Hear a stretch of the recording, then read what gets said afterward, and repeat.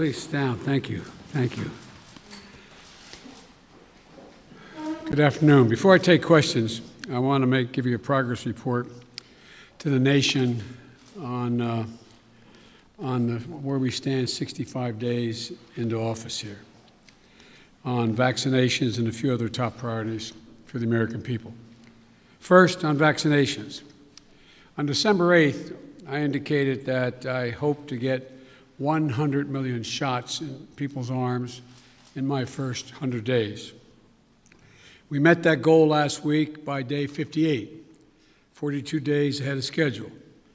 Now today I'm setting a second goal, and that is we will, by my 100th day in office, have administered 200 million shots in people's arms.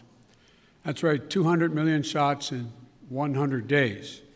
I know it's ambitious, twice our original goal, but no other country in the world has even come close, not even close to what we are doing. I believe we can do it. And today, we made a historic investment in reaching the hardest hit and the most vulnerable communities, the highest risk communities, as a consequence of the virus, by investing an additional $10 billion in being able to reach them. I also set a goal before I took office of getting a majority of schools in K through 8 fully open in the first 100 days. Now, thanks to the enormous amount of work done by our administration, educators, parents, local, state education officials, and leaders, recent Department of Education survey shows that nearly half of the K through 8 schools are open now full-time, 5 days a week for in-person learning. Not yet a majority, but we're really close, and I believe in the 35 days left to go, we'll meet that goal as well.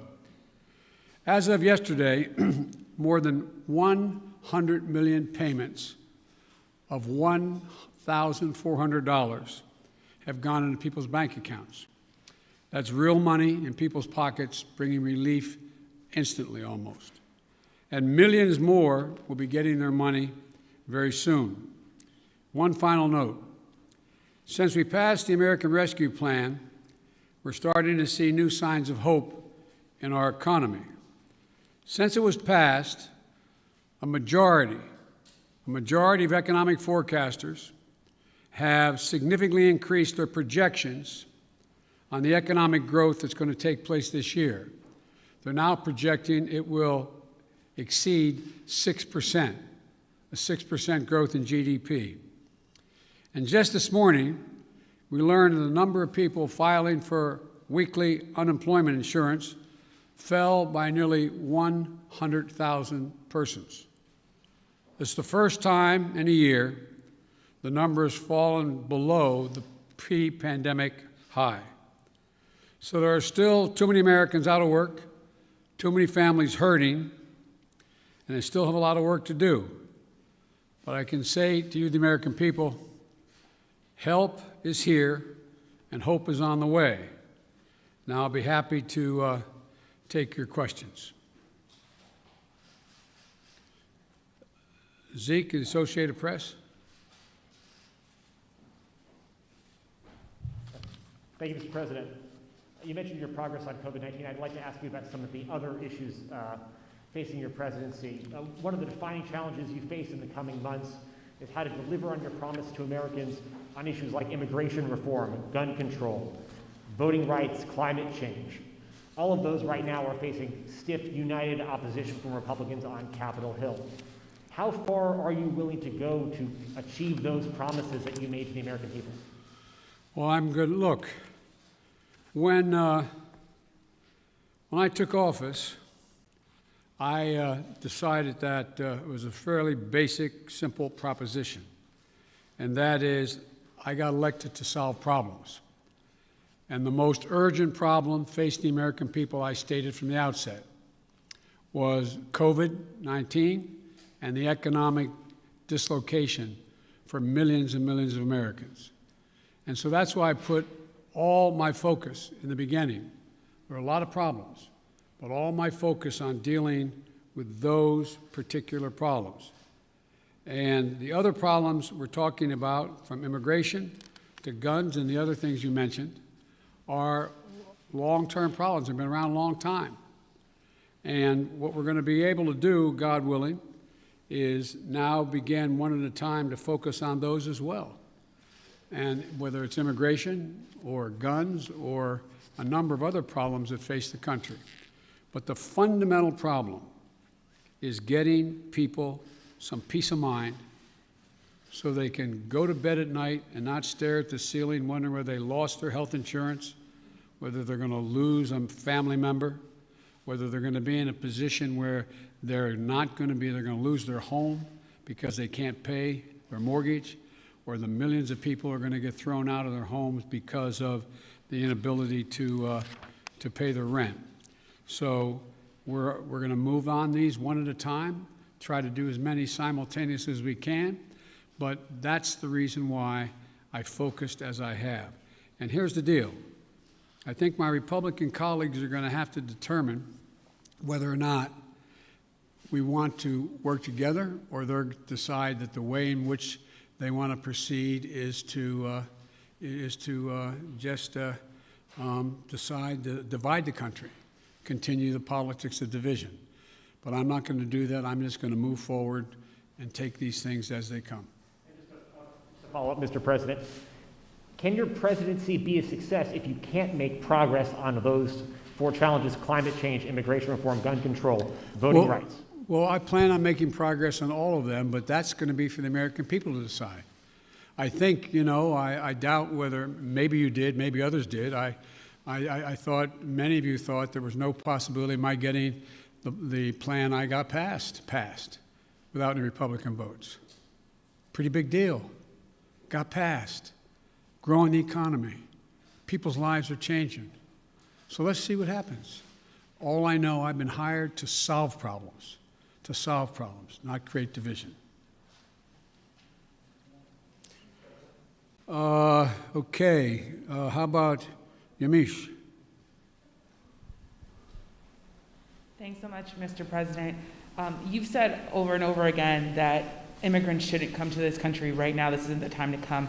That message is not being received. Instead, the perception of you that got you elected as a moral, decent man is the reason why a lot of immigrants are coming to this country and entrusting you with unaccompanied minors.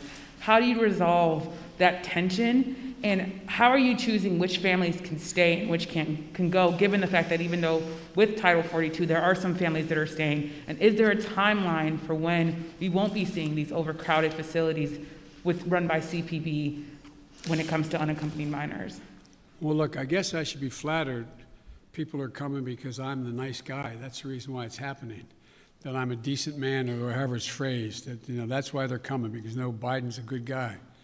Truth of the matter is, nothing has changed. As many people came, 28% increase in children to the border in my administration, 31% in the last year in 2019 before the pandemic in the Trump administration. It happens every single solitary year. There is a significant increase in the number of people coming to the border in the winter months of January, February, March. It happens every year. In addition to that, there is and by the way, does anybody suggest that there was a 31% increase under Trump because he was a nice guy and he was doing good things at the border? That's not the reason they're coming. The reason they're coming is that it's the time they can travel with the least likelihood of dying on the way because of the heat in the desert, number one. Number two, they're coming because of the circumstances in country. In country. The way to deal with this problem, and I started to deal with it back when I was a United States Vice President, putting together a bipartisan plan of over $700 million to do with the root causes of why people are leaving. What did Trump do? He eliminated that funding. He didn't use it. He didn't do it. And in addition to that, what he did, he dismantled all the elements that exist to deal with what had been a problem and has been continued to be a problem for a long time.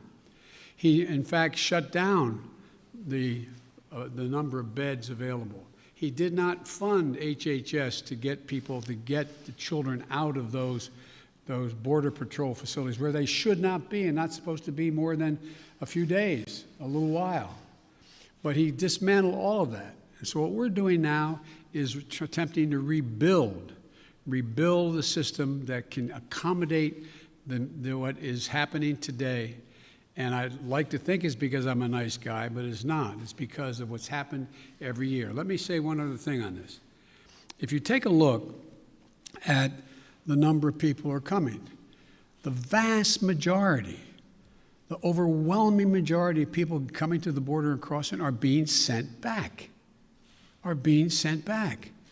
Thousands, tens of thousands of people who are over 18 years of age and single people, one at a time coming, have been sent back, sent home. We're sending back the vast majority of the families that are coming. We're trying to work out now with Mexico their willingness to take more of those families back. But that's what's happening. They're not getting across the border. And those who are coming across the border who are unaccompanied children, we're moving rapidly to try to put in place what was dismantled, as I said. For example, of all the children who are coming across the border, over 70% are either 16 or 17 years old. We're not talking about people ripping babies from mother's arms or little 3-year-olds standing on the border. Less than, I think it's 1.5% fall in the category of the very young. So what we're doing is we're providing for the space, again, to be able to get these kids out of the Border Patrol facilities, which no child, no one should be in any longer than 72 hours. And today, I went to, for example, I used all the resources available to me, went to the Defense Department, and the Secretary of Defense has just made available Fort Bliss, 5,000 beds. Be immediately available, 5,000 beds in the Texas border. So we're building back up the capacity that should have been maintained and built upon, that Trump dismantled. It's going to take time. And the other thing we're doing, I might add, am I giving you too long an answer? Because if you don't want the detail. No, but I mean, I don't know how much detail you want about immigration. Maybe I'll stop there and finish. My follow-up question is, one, if you could talk a little bit about which families, why they're being allowed to stay, what the families that are being allowed to stay, why they're being allowed to stay. And in addition to that, when it comes to the filibuster, which is what Zeke was asking about, there's immigration is a big issue, of course, when it related to the filibuster, but there's also Republicans who are passing bill after bill trying to restrict voting rights. Chuck Schumer is calling it an existential threat to democracy. Why not back a filibuster rule that at least gets around issues including voting rights or immigration? Jim Clyburn, someone, of course, who you know very well, has backed the idea of a filibuster rule when it comes to civil rights and voting rights. Well, look, I'm going to deal with all of those problems. The question is the priorities as they come and land on my plate. Let's go to the first question you asked, the first of the second questions you asked. And that is, what about dealing with families? Why are not some not going back? Because Mexico is refusing to take them back. They're saying they won't take them back, not all of them. We're in negotiations with the president of Mexico. I think we're going to see that change. They should all be going back, all be going back. The only people we're not going to let sitting there on the other side of the Rio Grande by themselves with no help are children. And what we're doing there, and it's an important point to understand. I know you understand it. I don't mean to say it that way. An important point to focus on. The vast majority of people under the age of 18 coming to the United States come with a telephone number on a wristband, or come with a telephone number in their pocket in the United States. A mother, a father, a close relative, a grandmama or grandpa. What was happening before is it's taking literally weeks and weeks and maybe even months before anybody pick up the phone and call to see if there really was someone there. Well, we've set up a system now where within 24 hours there's a phone call made as that child crosses the border. And then a verification system being put in place as of today to determine quickly whether or not that is a trafficker being called or that is actually a mom, a dad, and or a close relative. They're establishing that right off the bat. If it in fact is mom or dad, dad says, to take the extreme case, I got a birth certificate. Then guess what? We're getting that kid directly to that parent immediately. And so that's going to reduce significantly. There's two ways to reduce child populations in circumstances that are not acceptable, like being held at a Border Patrol station. One is to get them to the place where they have a relative and set a date as to when a hearing can be held. The second way to do it is put them in a Health and Human Services facility that we're occupying now, both licensed beds around the country that exist, as well as, for example, federal resources like Fort Bliss, to get them safely in a place where they can be taken care of while their fate is determined. Filibuster. Filibuster. You know, with regard to the filibuster, I believe we should go back to a position of the filibuster that existed just when I came to the United States Senate 120 years ago. And that is that it used to be required for the filibuster, and I had a card on this. I was going to give you the statistics, but you probably know them. That it used to be that from between 1917 and 1971, the filibuster existed. There were a total of 58 motions to break a filibuster that whole time. Last year alone, there were 5 times that many. So it's being abused in a gigantic way. And for example, it used to be you had to stand there and talk and talk and talk and talk until you collapsed. And guess what? People got tired of talking and tired of collapsing. Filibusters broke down and we were able to break the filibuster, get a quorum and vote. So I strongly support moving in that direction, in addition to having an open mind about dealing with certain things that are just elemental to the functioning of our democracy, like the right to vote, like the basic right to vote. We've amended the filibuster in the past. But here's the deal. As you observed, I'm a fairly practical guy. I want to get things done. I want to get them done consistent with what we promised the American people. And in order to do that, in a 50-50 Senate, we've got to get to the place where I get 50 votes so that the Vice President of the United States can break the tie, or I get 51 votes without her. And so I'm going to say something outrageous. I have never been particularly poor at calculating how to get things done in the United States Senate. So the best way to get something done, if it holds near and dear to you that you like to be able to, anyway, we're going to get a lot done. And if we have to, if there's complete lockdown and chaos as a consequence of the filibuster, then we'll have to go beyond what I'm talking about. Okay, hang on. Sorry. Oh, Ms. Kim. Thank you, Mr. President. To follow up on the filibuster, so do you believe it should take 60 votes to end a filibuster on legislation or 51? If we could end it with 51, we would have no problem. You're going to have to, the existing rule, it's going to be hard to get a parliamentary ruling that allows 50 votes to end the filibuster, the existence of a filibuster.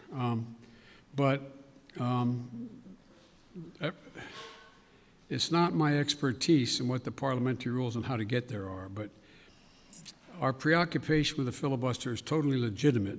But in the meantime, we got a lot we can do while we're talking about what we're going to do about the filibuster. Let me get here. Okay.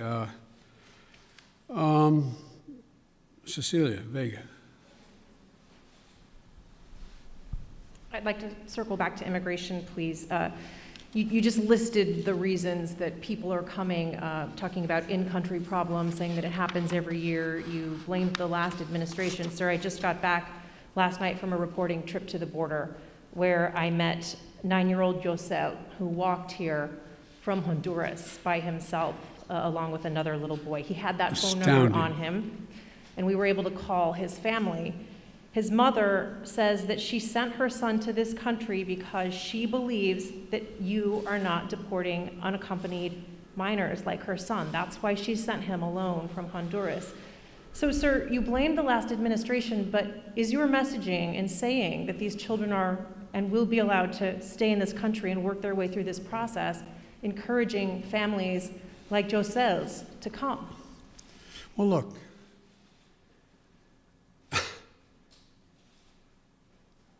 the idea that I'm going to say, which I would never do, if an unaccompanied child ends up at the border, we're just going to let him starve to death and stay on the other side. No previous administration did that either, except Trump. I'm not going to do it. I'm not going to do it. That's why I've asked the Vice President of the United States yesterday to be the lead person on dealing with focusing on the fundamental reasons why people leave Honduras, Guatemala, El Salvador in the first place. It's because of earthquakes, floods.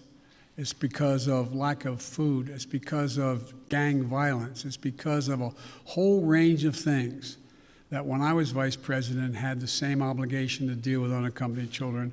I was able to get it slowed up significantly by working with the heads of state of those communities to do things like in one of the major cities, the reason people were leaving is they couldn't walk in the street because their kids were getting beat up or shot or gang violence. Well, what I was able to do is not give money to the head of state because so many are corrupt, but I was able to say, okay, you need lighting in the streets to change things? I'll put the lighting in. We got a contractor. We got the type of lighting. We paid directly to the contractor, did not go through the government. And violent crime significantly was reduced in that city. Fewer people sought to leave. When this hurricane occurred, the 2 hurricanes, instead of us going down and helping in a major way so that people would not have a reason to want to leave in the first place because they didn't have housing or water or sustenance, we did nothing. We're going to do a lot in our administration. We're going to be spending that $700+ million a year to change the life and circumstances of why people leave in the first place. That mother did not sit around on the kitchen table and say, you know, I got a great idea. Way I'm going to make sure my son gets taken care of is I'm going to put how old was he or she? He's 9. I also met a 10-year-old. A 9-year-old. I'm going to send him on a 1,000-mile journey across the desert and up to the United States because I know Joe Biden's a nice guy and he'll take care of him. What a desperate act to have to take. The circumstances must be horrible. So we can do something about that. That's what the vice president's going to be doing. What I did when President Obama asked me to come and deal. I was in Turkey at the time. He said, you got to come home and take care of this. So we put together a plan, and it had an impact. And so the question here is how we go ahead and do this, what we do. There's no easy answer. Quick follow, if I may. Do you want to see these unaccompanied minors staying in this country, or should they be deported eventually? Well, the judgment has to be made whether or not, in this young man's case, he has a mom at home. There's an overwhelming reason why he'd be put in a plane and flown back to his mom.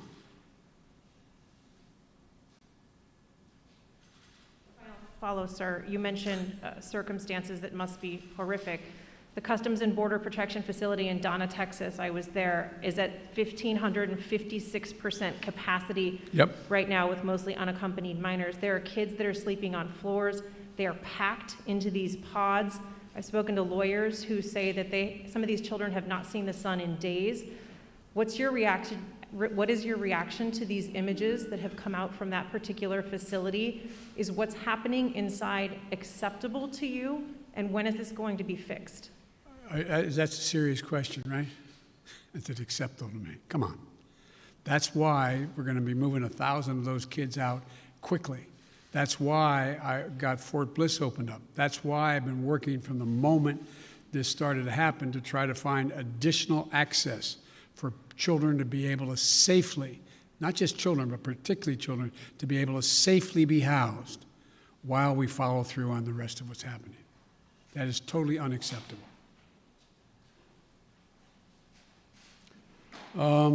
Ken. Thank you, Mr. President. I wanted to ask you about Afghanistan. You face a May 1st deadline for the withdrawal of U.S. troops from that country. As a candidate in foreign affairs, you wrote that it is past time to end these forever wars. Can you commit to the American people that by May 2nd, the U.S. will no longer have forces in Afghanistan? The answer is that it's going to be hard to meet the May 1 deadline. Just in terms of tactical reasons, it's hard to get those troops out. So what we've been doing, what I've been doing, and what Secretary Blinken has been doing, we've been meeting with our allies, those other nations that have NATO allies who have troops in Afghanistan as well. And if we leave, we're going to do so in a safe and orderly way. We're in consultation, I say, with our allies and partners and how to proceed. And Secretary Blinken is meeting in Brussels this week with our NATO allies, particularly those who have forces there. And General Austin is just met with Kayani, and I'm waiting for the briefing on that. He is the leader, quote, in Afghanistan and Kabul. And there's a UN-led process that's beginning shortly on how to mechanically get people, how to end this war. But it is not my intention to stay there for a long time. But the question is, how and in what circumstances do we meet that agreement that was made by President Trump to leave under a deal that looks like it's not being able to be worked out to begin with? How's that done? But we are not staying a long time. You just said if we leave. Do you think it's possible that we will leave? The question is when we leave. Do you believe, though, it's possible we could have troops there next year? I can't picture that being the case.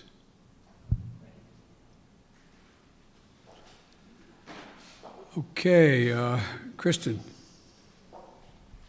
Thank you very much, Mr. President. Given the conditions that were just laid out at the migrant facilities at the U.S. border, will you commit to allowing journalists to have access to the facilities that are overcrowded moving forward? I will commit when my plan very shortly is underway to let you have access to not just them, but to other facilities as well. How soon will journalists be able to have access to the facilities? We've obviously been allowed to be inside one, but we haven't seen the facilities in which children are packed together to really give the American people a chance to see that. Will you commit to transparency on this issue? I will commit to transparency, and as soon as I am in a position to be able to implement what we're doing right now. And one of the reasons I haven't gone down, all my chief folks have gone down, is I don't want to become the issue. I don't want to be, bringing all the Secret Service and everybody with me to get in the way. So this is being set up, and you'll have full access to everything once we get this thing moving. Okay, just to be clear, how soon will that be, Mr. President? I don't know, to be clear. Responsibility for everything that's happening at the border now. I hear you talking a lot about the past administration. You decided to roll back some of those policies. Did you move too quickly to roll back what? I'm sorry? Policies. Did you move too quickly to roll back some of the executive orders of your predecessor? First of all the policies that are underway were not helping at all. Did not slow up the amount of immigration and as many people coming. And rolling back the policies of separating children from their mothers, I make no apology for that. Rolling back the policies of remain in Mexico, sitting on the edge of the Rio Grande in a muddy circumstance with not enough to eat. I make no apologies for that. I make no apologies for ending programs that did not exist before Trump became president, that have an incredibly negative impact on the law, international law, as well as on human dignity. And so I make no apologies for that. To ask you about foreign policy, Mr. President. Overnight, we learned that North Korea tested 2 ballistic missiles. What, if any, actions will you take, and what is your red line on North Korea? Let me say that, number one, UN Resolution 1718 was violated by those particular missiles that were tested, number one. We're consulting with our allies and partners, and there will be responses if they choose to escalate. We will respond accordingly. But I'm also prepared for some form of diplomacy, but it has to be conditioned upon the end result of denuclearization. So that's what we're doing right now, consulting with our allies. Just very quick follow-up. You only got another hour now, okay? Diplomacy, can you define what you mean? And former President Obama warned the incoming President Trump that North Korea was the top foreign policy issue that he was watching. Is that how you assess the crisis in North Korea? Yes. Okay, hang on a second here. Kristen, Nancy, CBS. Thank you very much, Mr. President.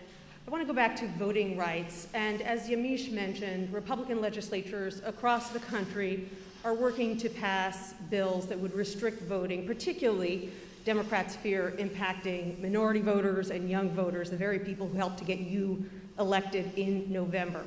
Are you worried that if you don't manage to pass voting rights legislation, that your party is going to lose seats and possibly lose control of the House and the Senate in 2022? What I'm worried about is how un-American this whole initiative is. It's sick. It's sick. Deciding in some states that you cannot bring water to people standing in line, waiting to vote. Deciding that you're going to end voting at 5 o'clock when working people are just getting off work. Deciding that there will be no absentee ballots under the most rigid circumstances. It's all designed, and I'm going to spend my time doing 3 things. One, trying to figure out how to pass the legislation passed by the House, number one. Number 2, educating the American public. The Republican voters I know find this despicable. Republican voters, the folks outside this White House. I'm not talking about the elected officials. I'm talking about voters. And so I'm convinced that we'll be able to stop this because it is the most pernicious thing. This makes Jim Crow look like Jim Eagle. I mean, this is gigantic, what they're trying to do. And it cannot be sustained. And do everything in my power, along with my friends in the House and the Senate, to keep that from becoming the law. Is there anything else you can do about it besides passing legislation? The answer is yes, but I'm not going to lay out a strategy in front of the whole world and you now. Then, on a related note, have you decided whether you are going to run for re-election in 2024? You haven't set up a re-election campaign yet, as your predecessor had by this time. My predecessor needed to. My predecessor. Oh, God, I miss him. No, an answer is yes. My plan is to run for re-election. That's my expectation. And then on one other note, on bipartisanship, your old friend, Mitch McConnell, says you have only spoken to each other once since you took office, and that you have moved far left since taking office. Do you see it the same way he does? Have you rejected bipartisanship? No, I haven't at all. I've been meeting.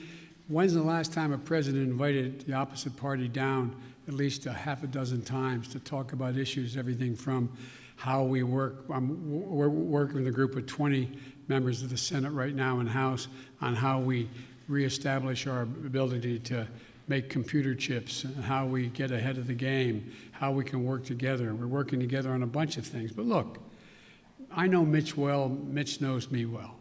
I would expect Mitch to say exactly what he said. But this is a matter of making sure that I would like elected Republican support. But what I know I have now is I have electoral support from Republican voters. Republican voters agree with what I'm doing. And so unless Mitch says the last thing I did, this last piece of legislation, is so far left, well, then he ought to take a look at his party. Over 50% of them must be over that edge as well, because they support what I did. Okay, where am I here? Let me see. Caitlin? Thank you very much, Mr. President. I have a question for you, but first, I'd like to follow up on a question from Yamiche, and that's on the filibuster. That counts as a question, but go ahead.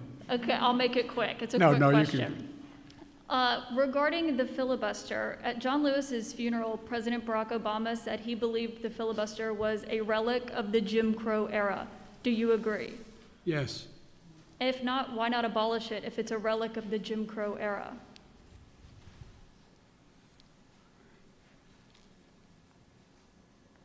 Successful electoral politics is the art of the possible. Let's figure out how we can get this done and move in the direction of significantly changing the abuse of even the filibuster rule first. It's been abused from the time it came into being by an extreme way in the last 20 years. Let's deal with the abuse first. You're moving closer to eliminating the filibuster. Is that correct? I answered your question. You also just made some news by saying that you are going to run for re-election. I said that is my expectation. So is that a yes, that you are running for re-election? Look, I don't know where you guys come from, man. I've never been able to travel. I'm a great respecter of fate. I've never been able to plan 3.5 years ahead for certain. And if you do run, will Vice President Harris be on your ticket? I would fully expect that to be the case. She's doing a great job. She's a great partner. She's a great partner. And do you believe you'll be running against former President Trump? Oh, come on. I don't even think about it. I have no idea. I have no idea whether there'll be a Republican Party. Do you? I know you don't have to answer my question, but I mean, do you? I mean, look, this is the way I view things. I become a great respecter of fate in my life. I set a goal of this that's in front of me to get things done for the people I care most about, which are hard-working, decent American people who really having it stuck to them. I want to change the paradigm. I want to change the paradigm. We start to reward work, not just wealth. I want to change the paradigm. If you notice, didn't you find it kind of interesting that my Republican friends were worried about that the cost and the taxes that had to be had, if there is any tax to be had as they talk about it, in dealing with the act that we just passed, which puts money in people's pockets, ordinary people? Do you hear them complain when they passed close to $2 trillion Trump tax cut, 83% going to the top 1%? Do you hear them talk about that at all? I love the fact that they found this whole idea of concern about the federal budget. It's kind of amazing.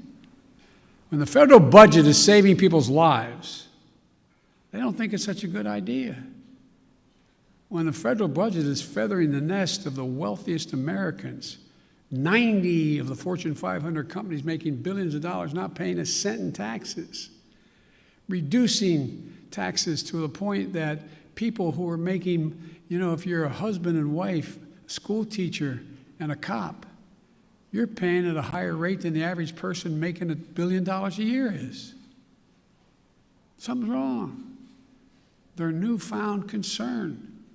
I'm concerned. Look, I meant what I said when I ran, and a lot of you still think I'm wrong, and I respect that. I said I'm running for 3 reasons. to restore the soul, dignity, honor, honesty, transparency to the American political system. 2, to rebuild the backbone of this country, the middle class, hardworking people and people struggling to get in the middle class. They built America, and unions built them. The third reason I said I was running was to unite the country. And generically speaking, all of you said, no, you can't do that. Well, I've not been able to unite the Congress, but I've been uniting the country based on the polling data.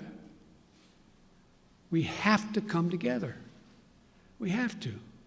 So from my perspective, you know, it's, to me, it's about just, you know, getting out there, putting one foot in front of the other, and just trying to make things better for people. Just hard-working people. People get up every morning and just want to figure out how to put food on the table for their kids, be able to have a little bit of breathing room, being able to have, make sure that they go to bed not staring at the ceiling like my dad did, wondering whether, since he didn't have health insurance, what happens if mom gets sick or he got sick. These are basic things.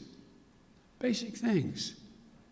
And I'm of the view that the vast majority of people, including registered Republicans by and large, share that same view, that same sense of what is, you know, what's appropriate. Justin Sink, Bloomberg. Thanks, Mr. President. I wanted to ask about your relationship with China now that you've been in office for a couple months. There's obviously the meeting in Alaska that was a little theatrical, and there's the continued human rights abuses. So today, I'm wondering, are you more likely than you were when you came into office to maintain tariffs on China? Are you considering banning imports of forced labor products? And would you consider cutting off U.S. investment or Chinese access to international payment systems? Well, look,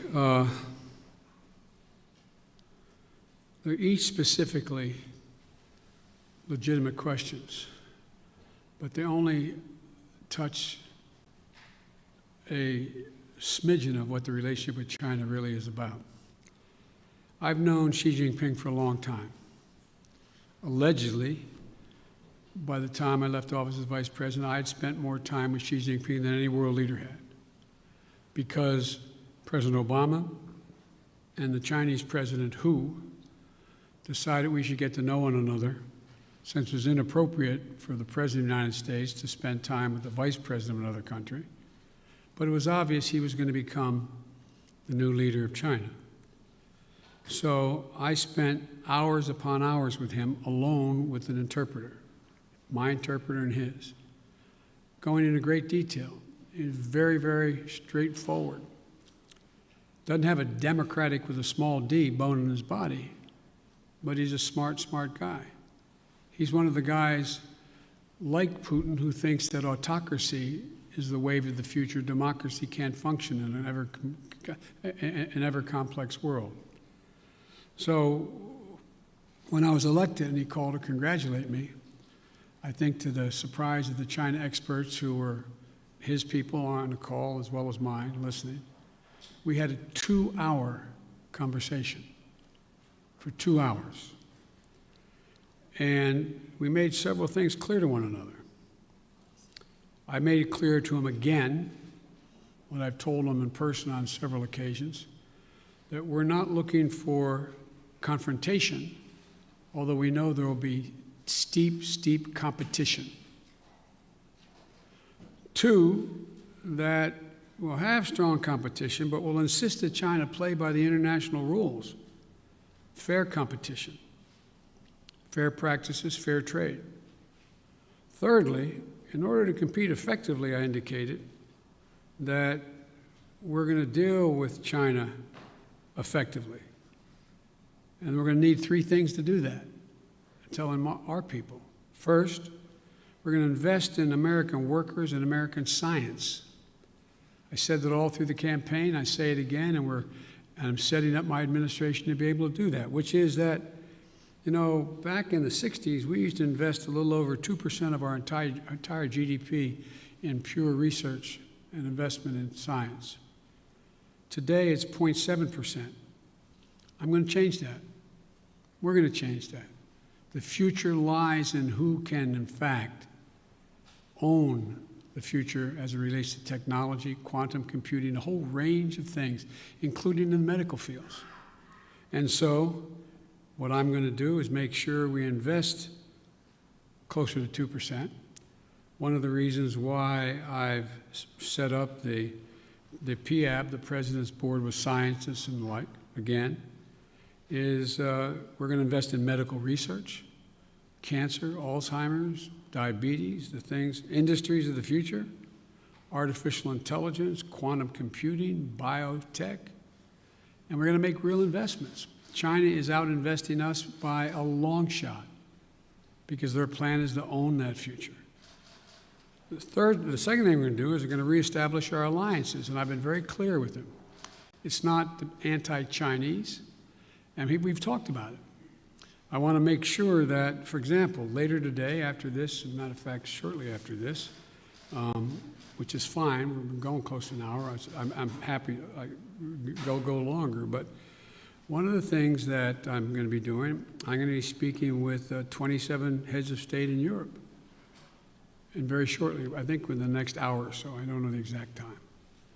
And earlier this month, and apparently it got the Chinese attention, that's not why I did it, I met with our allies and how we're going to hold China accountable in the region.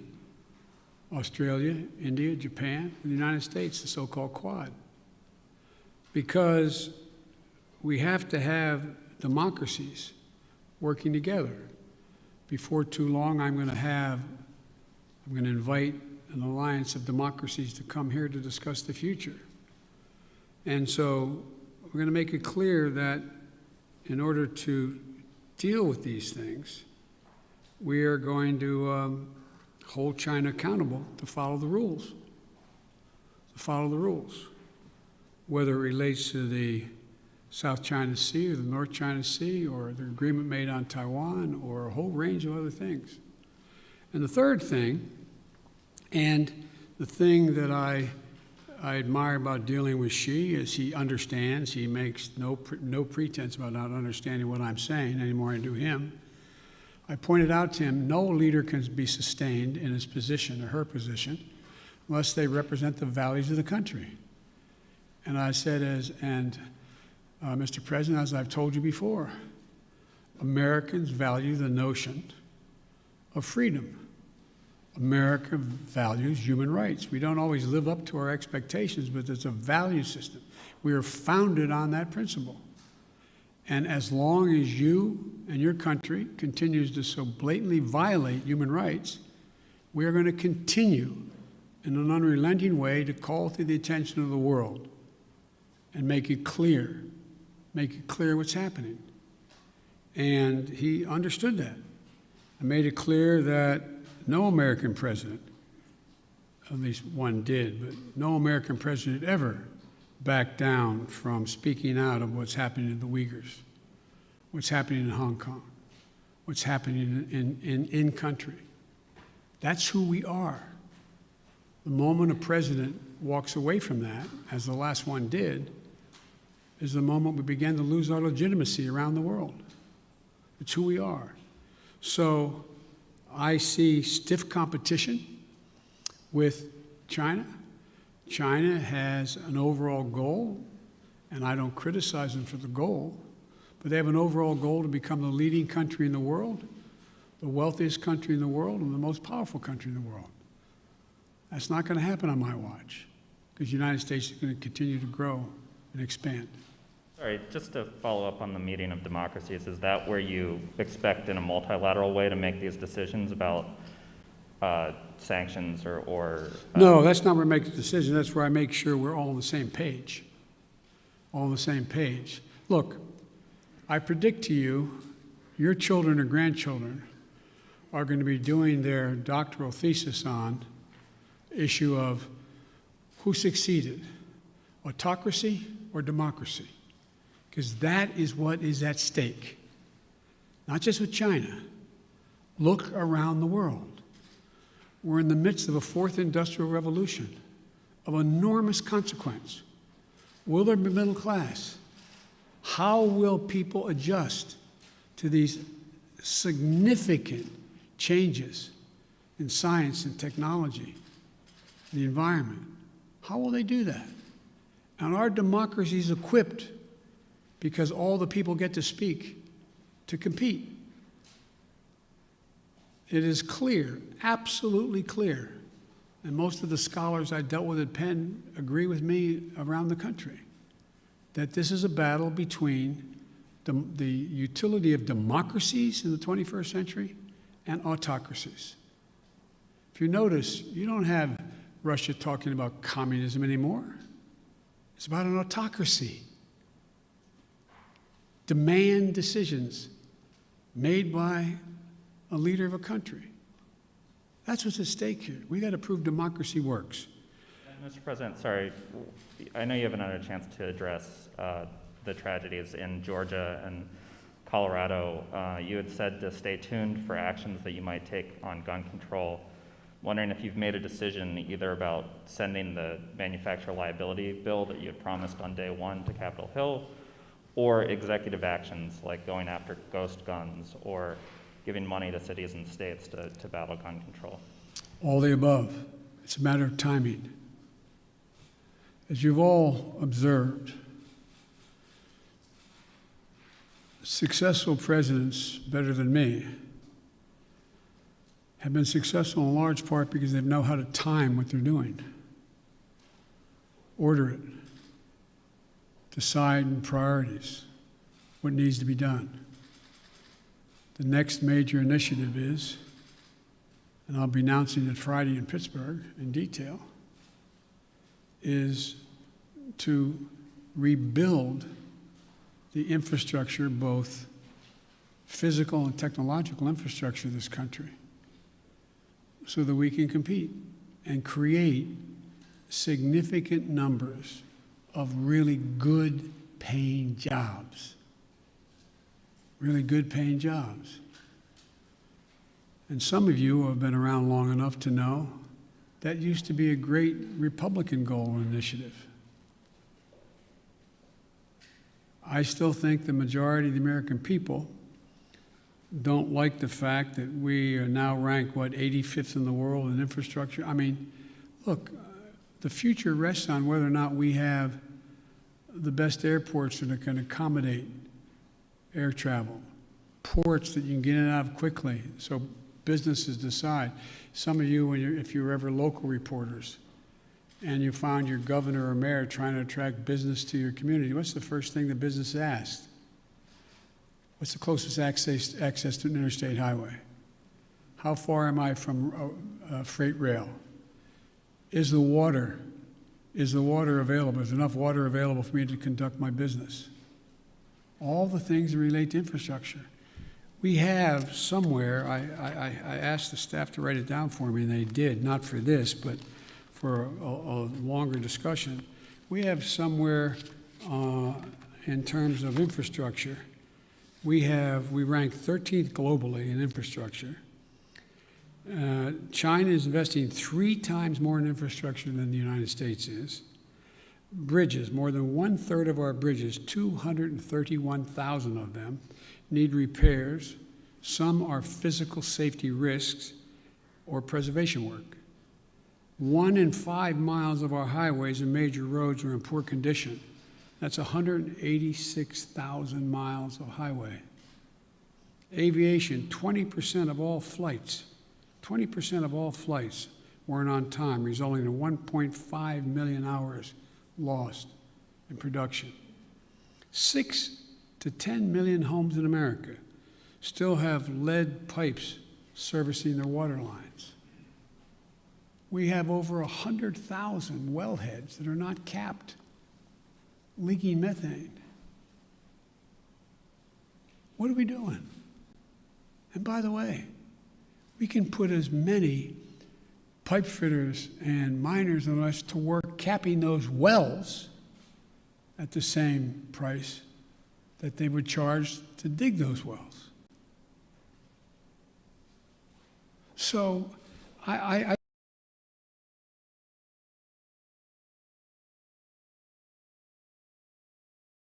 about, last point I'll make in the infrastructure, and I apologize for spending more time on it, but is that if you think about it,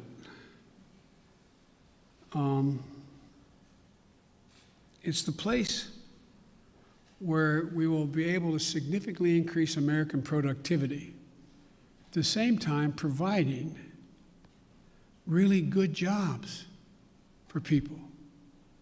But we can't build back to what they used to be.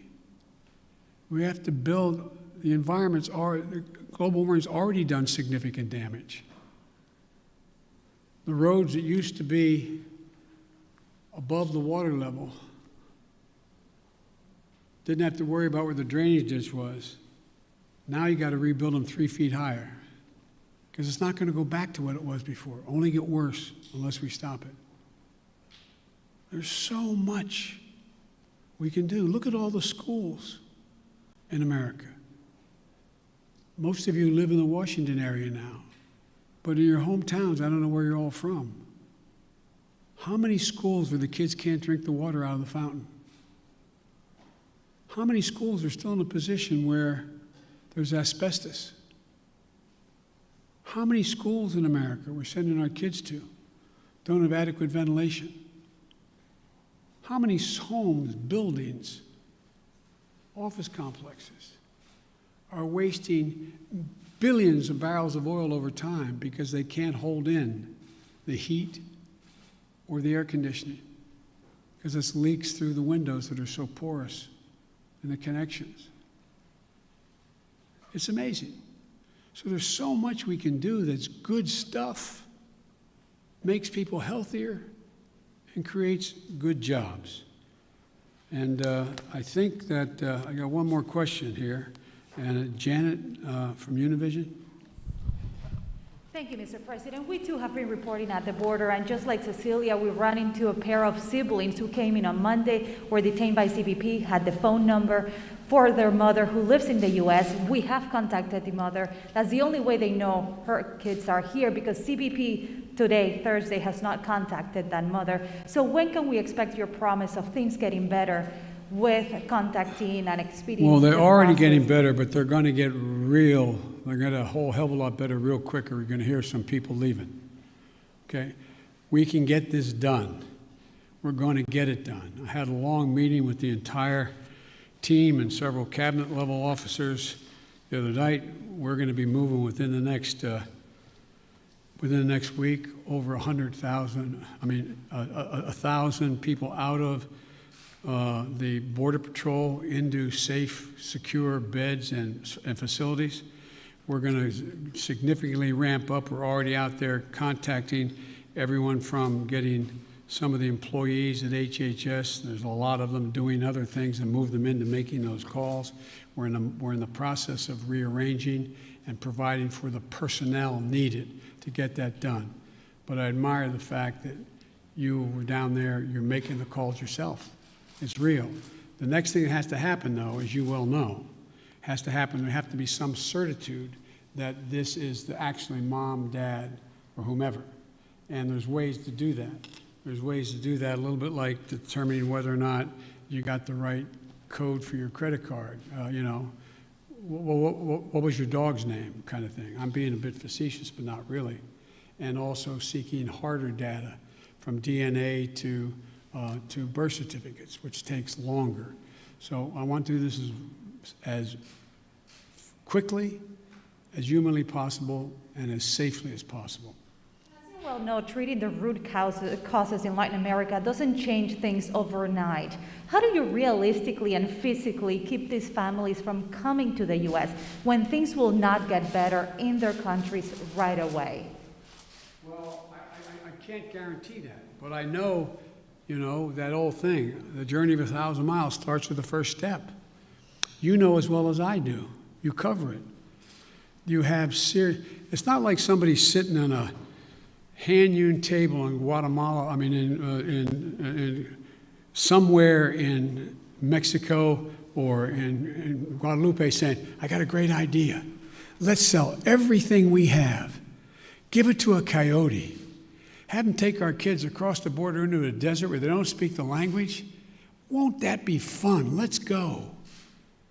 That's not how it happens. People don't want to leave.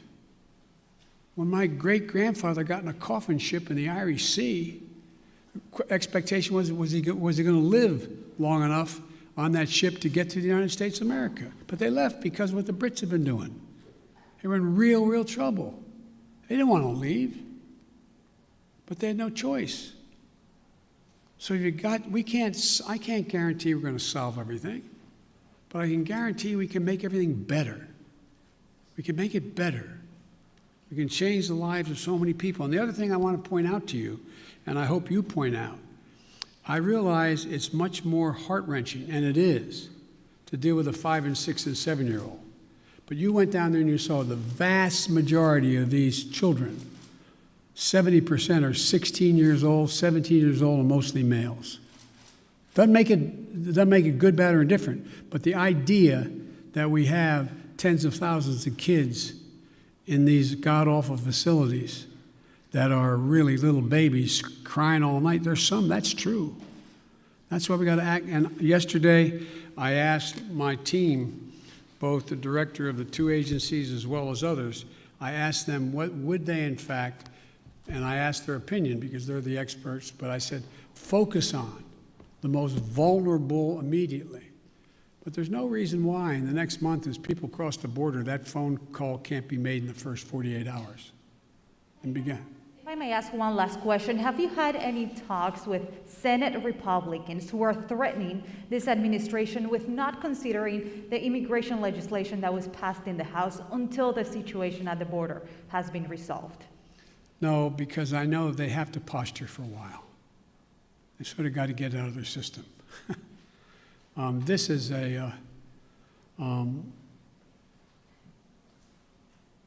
but I'm ready to work with any Republican who wants to help solve the problem or make the situation better. But folks, I'm going. Thank you very, very much. I appreciate it. Thank you.